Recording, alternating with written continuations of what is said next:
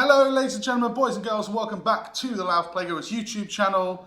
Today for a history lesson, but it's not me that's going to be taking the video. 1 second. Hello, I'm Professor Marshall. I'm a qualified researcher in Wikipedia.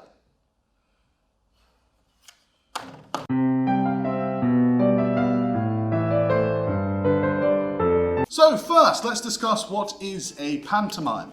A pantomime is a light-hearted comedy show with music, singing and dance, normally performed around the Christmas season. Normally they are based on a fairy tale or magical story such as Cinderella, Beauty and the Beast, or in Louth 2022's case, Peter Pan. Book tickets now.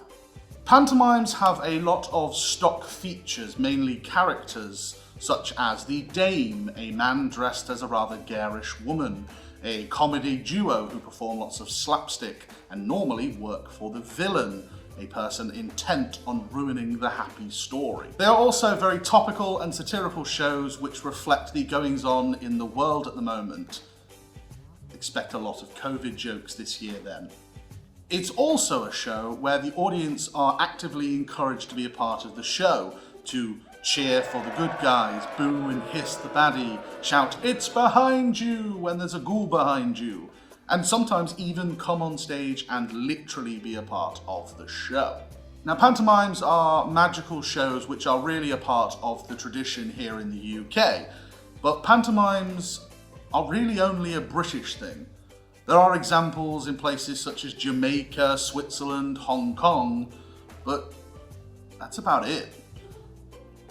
In fact, in America and other places around the world, pantomime literally refers to the art of mime. Now, let's dive into the history.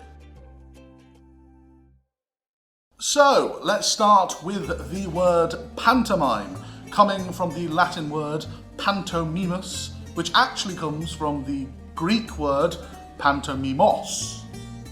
Still with me?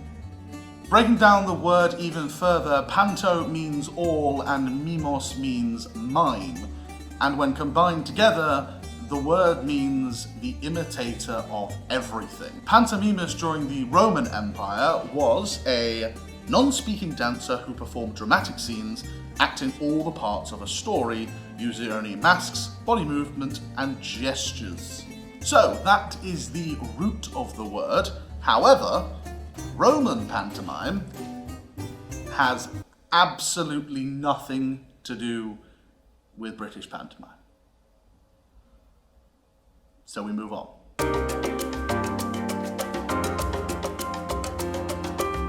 We now find ourselves in the Middle Ages of Britain around the 14th century.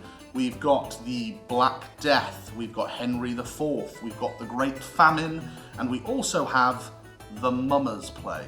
Now, the Mummers Play is a folk tale about the legendary St. George and his slaying of the dragon. Mummers Plays were performed by mummers or guisers, a group of male amateur actors who would go around people's houses, specifically around the holidays, around Christmas time, and would perform a play. The play consisted of a fight between two characters, one of whom would eventually be wounded and then revived by a doctor. Now, you may be wondering, what's this mummers nonsense got to do with our pantomimes apart from being performed around the holidays? Well, quite a lot, actually. Mummers plays are actually some of the oldest plays found in history which feature some of the staples of our modern pantomime. Magical creatures, good versus evil, gender role reversal, stage fights, things like that. So you could say that mummers plays are the very early blueprints of a modern pantomime.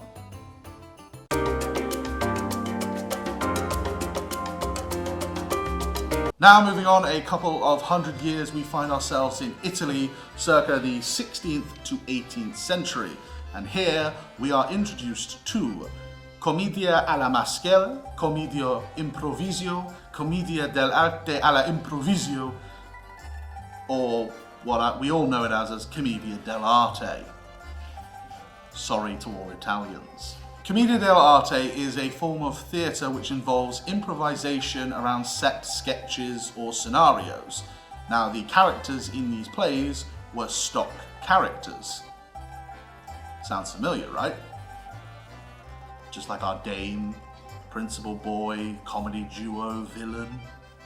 The characters in Commedia dell'arte were much more political and represented social stereotypes of the time, the foolish old men and the devilish servants. There were 4 types of character. We have the zanni, the servants or the clowns. We have the vecchi, who were the wealthy old men, the masters. We have the innamorati, who were the young upper-class lovers, and the il capitano, the self-styled captains or braggarts. All these characters had set costumes and masks. We now need to focus on one of those stock character groups, the zanni. Because the zanni, within that group, had a character called Arlecchino, or Harlequin. Harlequin, or Arlecchino, whichever you prefer, was a light-hearted, nimble, quick-thinking servant who was always trying to thwart his master and end up with his lover. Once these characters were introduced into Britain, the character of Harlequin became rather popular and something known as a harlequinade was created. A harlequinade, in essence, was a slapstick part of the show which depicted the eloping lovers Harlequin and Columbine being pursued by the girl's father, Pantaloon, and his comic servants, Clown and Piero. It was basically a really funny chase scene. The Harlequinade was a visual spectacle with music and dance and started to become really popular.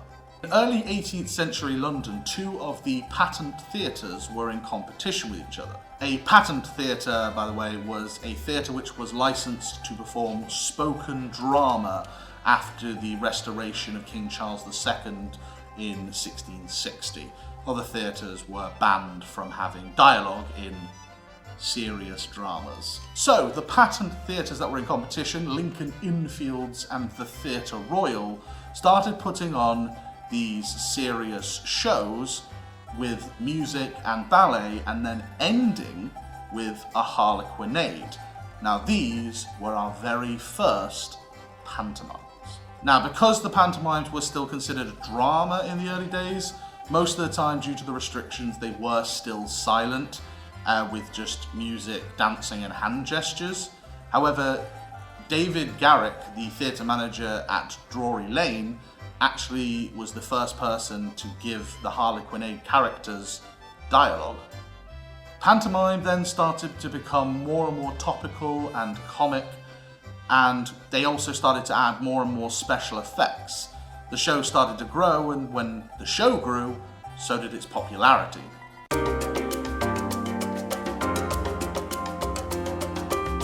Moving forward into the 19th century now, pantomimes were starting to be based off of classic tales, folklore, or nursery rhymes, and the harlequinades were now the biggest and longest part of the show.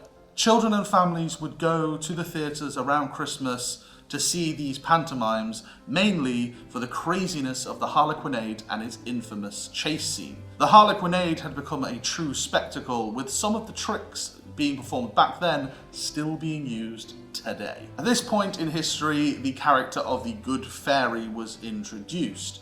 There would be a simple story before the fun of the harlequinade, normally of lovers who were thwarted, but the fairy would come just in the nick of time and save the day. She would then preside over a magical set change and would transform those characters into that of their stock harlequinade characters. Here is an actual excerpt from a Guy Fawkes pantomime. Lovers, stand forth.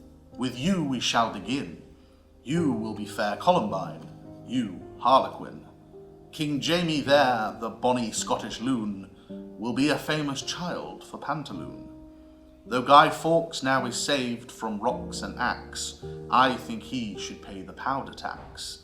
His guyish plots blown up, nay, do not frown. You have always been a guy, now be a clown. Lovely, innit? However, We now come to the sad part of our story, and that is the death of the Harlequinade.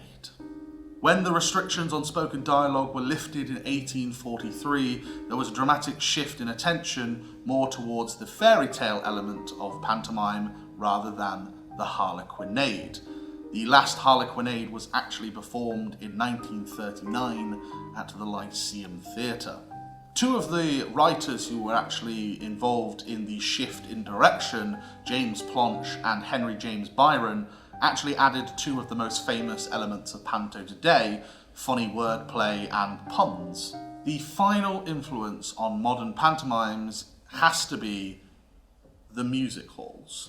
Now, the music halls were where variety shows were performed with lots of different acts. The closest thing you could probably compare the music halls to would be vaudeville in America. There would be famous music acts who would sing famous songs for everyone to sing along with, comedy acts who would sing comic tales, and many more things like escapologists, wrestling and puppetry.